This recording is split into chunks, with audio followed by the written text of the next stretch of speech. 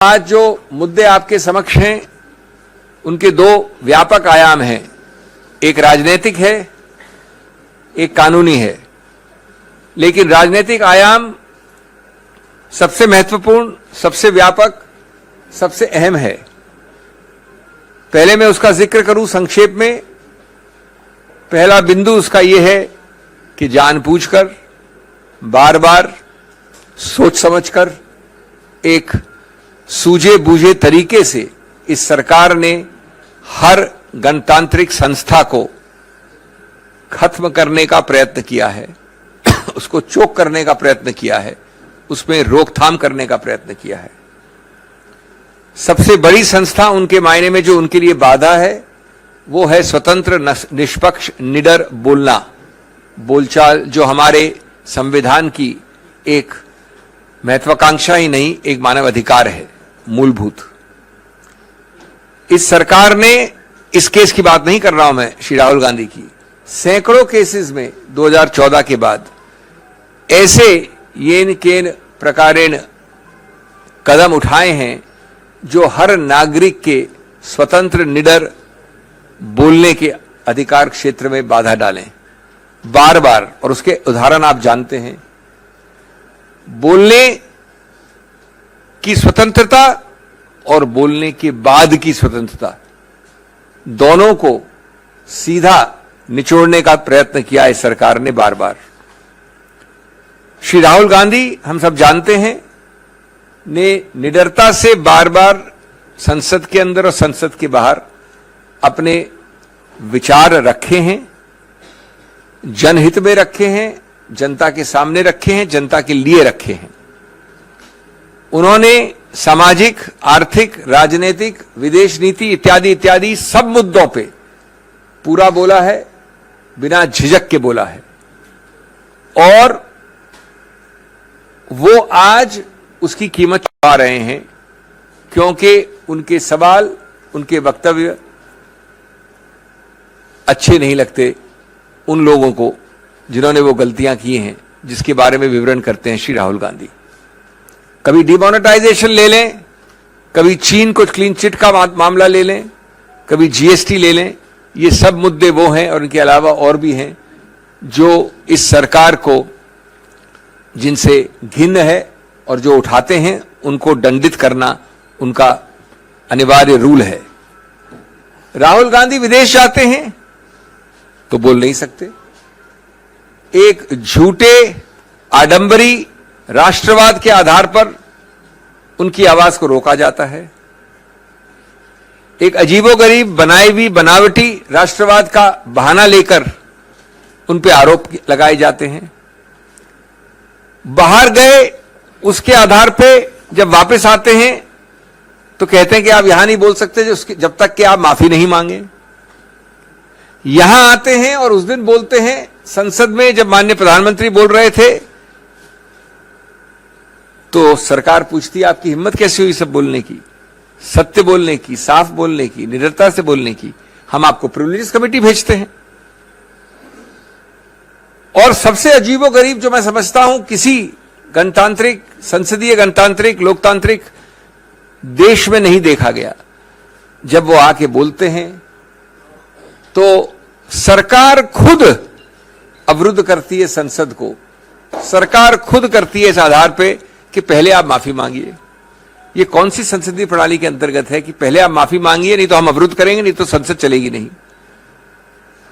तो ये इसी प्रक्रिया का एक और उदाहरण है, जहां मुंह खोले, झूठे, बेमानी केसेस दायर करिए, डराइए, धमकाइए, और हम आश्वस्त हैं कानूनी प्रक्रिया में कि हम जीतेंगे, स्टे ऑफ कन्विक्शन हमें मिलेगा। लेकिन जहां तक सरकार का सवाल है, उन्होंने ये सब प्रयत्न किए हैं, बार बार किए हैं। जहां तक कानूनी पक्ष है, मैं बड़े संक्षिप्त रूप में आपको बता दूं, कल बताया था मैंने, थोड़ा उसको और विस्तार से बता दूं, लेकिन संक्षिप्त रूप से, कि जब आप जल्दबाजी करते हैं तो गलतियों के ऊपर गलतियां करते हैं, संवैधानिक और कानूनी गलतियां करते हैं। मैं आपको 2-3 उदाहरण देकर अपनी बात खत्म करना चाहता हूं। ये मामला, ये वारदात कोलार कर्नाटक में हुई, 2019 में हुई। उसकी कंप्लेंट कहां दर्ज की गई? सूरत, गुजरात में, एक दो जगह और भी की गई, बिहार में, रांची में। तो जब ऐसा होता है कि वारदात, फौजदारी वारदात कहीं हुई हो अमुक जगह और फौजदारी वारदात की कंप्लेंट किसी दूसरे प्रदेश में हो, तो कानून विधायिका ने बहुत पहले एक संशोधन द्वारा एक नया प्रावधान बनाया था, कई वर्ष हो गए, जो बाध्य है, जो स्पष्ट है कि जब ऐसा हो तो आपको एक 202 कहते हैं, उसके अंतर्गत एक निरीक्षण परीक्षण करना पड़ेगा, इंक्वायरी करनी पड़ेगी, या तो मजिस्ट्रेट खुद करे या पुलिस द्वारा करे कि क्या उस मजिस्ट्रेट का अधिकार क्षेत्र बनता है। जब तक वो मजिस्ट्रेट ये शुरुआत में नहीं करता है इंक्वायरी, तब तक वो कंप्लेंट से आगे नहीं बढ़ सकता। रोचक बात यह है कि ये मुद्दा स्पष्ट रूप से इस श्री राहुल गांधी केस में उठाया गया, जजमेंट में लिखा है, लेकिन निर्णित कहीं नहीं है। ये इंक्वायरी कहीं नहीं हुई गुजरात मजिस्ट्रेट द्वारा, यद्यपि ये मामला आया है कोलार, कर्नाटक से। ये एक उदाहरण है कई और अहम मुद्दों का के साथ। एक दूसरा उदाहरण, और आप अपनी कंक्लूजन लगा सकते हैं, जो मैं आपको 3 तारीखें देना चाहता हूं। एक विचित्र बात हुई, जो याचक है, इसमें कंप्लेनेंट है, वो अप्रैल में 2019 में कंप्लेंट फाइल करता है। 2021 जून में श्री राहुल गांधी उस मैजिस्ट्रेट के सामने पेश होते हैं जो सूरत का मैजिस्ट्रेट था, उस पर एक मिस्टर दवे थे। 1 साल तक रुकने के बाद याचक वापस एक अर्जी देता है कि श्री राहुल गांधी वापस पेश हो। जब मार्च 2022 यानी पिछले वर्ष वो दूसरी याचिका बार बार उनको बुलाकर तंग करने की प्रक्रिया पे मैजिस्ट्रेट वो खारिज कर देता है, तो याचक कंप्लेनेंट हाईकोर्ट जाता है और अपनी कंप्लेंट का खुद एक स्टे ले लेता है। अपनी कंप्लेंट का खुद स्टे कि ये आगे नहीं चलेगी। 1 साल तक वो पड़ी हुई है, 11 महीने से उसका कुछ नहीं करता है, सब कुछ ठीक है उसके लिए। अचानक वो वापस जाके फरवरी इस वर्ष फरवरी में, यानी पिछले महीने, हाईकोर्ट को कहता है कि साहब अब काफी एविडेंस आ गई है, अब मैं अपनी खुद का स्टे को वापस लेना चाहता हूं, स्टे को आप निरस्त कर दीजिए, यानी स्टे को स्टे कर दीजिए, स्टे को हटा दीजिए। हाईकोर्ट करता है और वापस जाके मैजिस्ट्रेट, जो अभी तक बदल गया है, एक नया निर्णय आ जाता है जो अभी कल आया। आप अपने आप चित भी अपनी, पट भी अपनी, अपने आप लकीरों के बीच क्या हो रहा है समझ सकते हैं, संज्ञान कर सकते हैं। मैं अंत में ये कहूंगा, श्री राहुल गांधी की आवाज इतना आसान नहीं है दबाना, कांग्रेस की आवाज इतना आसान नहीं है दबाना। आप देख रहे हैं कल से आज और आगे चलेगा एक अभियान, एक विरोध, चाहे वो डिस्ट्रिक्ट पे हो, ब्लॉक पे हो, प्रदेश पे हो, और चाहे वो संसद और संसद के बाहर हो।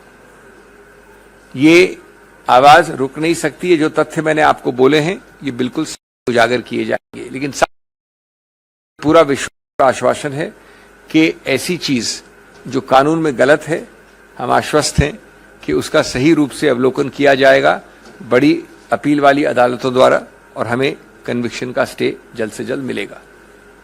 एक अंत में बात आपको और मैं शेयर कर लूं जो कल नहीं बोली थी। हम चाहे उसको हम समक्ष रखें या न रखें, उसके ऊपर हम एक्शन ले या न लें, लेकिन आपके साथ अवगत करनी आवश्यक है। उसके 2 पक्ष हैं, मैं ये नहीं कह रहा हूं कि एक ही पक्ष है। एक प्रावधान है हमारे संविधान में 103, उस प्रावधान के अंतर्गत डिस्क्वालिफिकेशन जिसको कहते हैं, जहां सांसद का सवाल है, वहां सिर्फ माननीय राष्ट्रपति कर सकता है। ये लिखा है प्रावधान में, किसमें? संविधान के प्रावधान में। और साथ साथ ये लिखा है कि संविधान के प्रावधान के अंतर्गत जब राष्ट्रपति करता है तो उसको पहले एक सुझाव, एक रिकमेंडेशन लेना पड़ता है चुनाव आयोग से।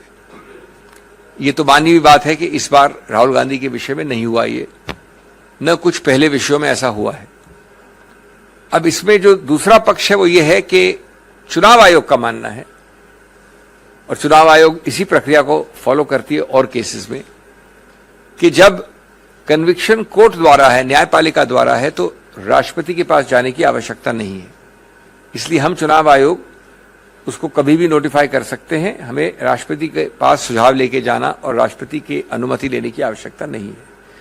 जो रोचक कानूनी मुद्दा इस पे उठता है वो ये है कि संविधान में जो लिखा है 103 में स्पष्ट लिखा है, उसको क्या चुनाव आयोग तो क्या उच्चतम न्यायालय भी क्या बदल सकता है?